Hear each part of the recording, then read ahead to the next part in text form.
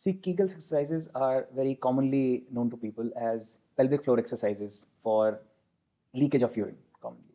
So what happens? Every muscle in the body is represented in the brain. There's some group of muscles which are represented very in details, like hand muscles, like eyeball muscles. But there are some muscles of the body which are barely represented, like pelvic floor muscles. They carry the weight of the whole body. Even then, they are very less represented. In fact, in some people, the representation is very minimal, or it is overshadowed. So the basis of Kegel exercise is to increase the representation of these muscles in the brain. How is it possible? Is that when the person is made to contract the muscle on its will, so the brain is made to think and map these muscles all over again. And also, these exercises will increase the strength of the muscles. So this is how they will help in various disorders which are related to these muscles. See, there are two parts of the whole exercise. One is to understand which muscle person needs to contract. Once that is done, then only comes how is it done. So these exercises are like any other exercise. We have to squeeze these muscles to strengthen them. So the most important thing is to understand which muscle to contract.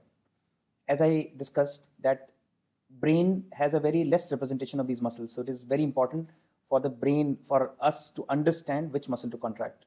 How is it done? Is by clinical examination.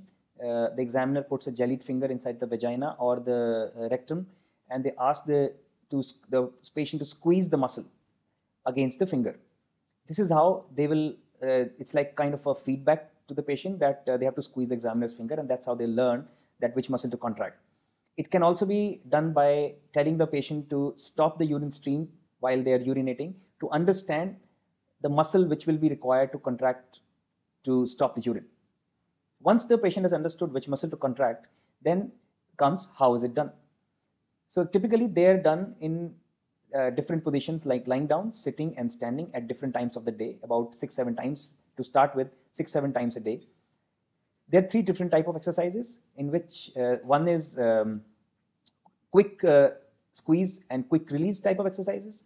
Then there are exercises for squeezing, keeping it for 5-6 seconds and then releasing. They are typically for strengthening the muscles. Then there are third type of exercises in which they're squeezed for about 10 seconds or so to make it fatigue, and then to stress on the relaxation part, to relax for a prolonged period. They are done typically for voiding troubles when the patient is not able to void. There are 3 broad categories of problems for which these exercises are done. One set is urinary incontinence stress type, in which the person is leaking while coughing or sneezing. In that, these exercises are done in the muscle strengthening format, like you squeeze for 5 seconds and then release it, and then do it several times in a time, and do it several times a day. The other group is who have difficulty in controlling the urine. For urge, they feel sudden desire to pass urine and they just leak out. In that, quick succession exercises are required, like you squeeze and immediately release, and so on, and do it in several times a day. Then the third group is who have what we called as pelvic floor dysfunction, in which the muscle are spastic. The person is not able to pass urine. So typically they are told to learn relaxation, in which they squeeze 10 seconds and then they do prolonged relaxation. So these 3 broad categories patients who need these exercises as a first attempt. These exercises are integral part of initial management of several voiding conditions which I discussed. The patients who have leakage because of cough and sneeze, typically after 3 to 4 weeks of exercises, they feel they're leaking less, and sometimes they're not even leaking.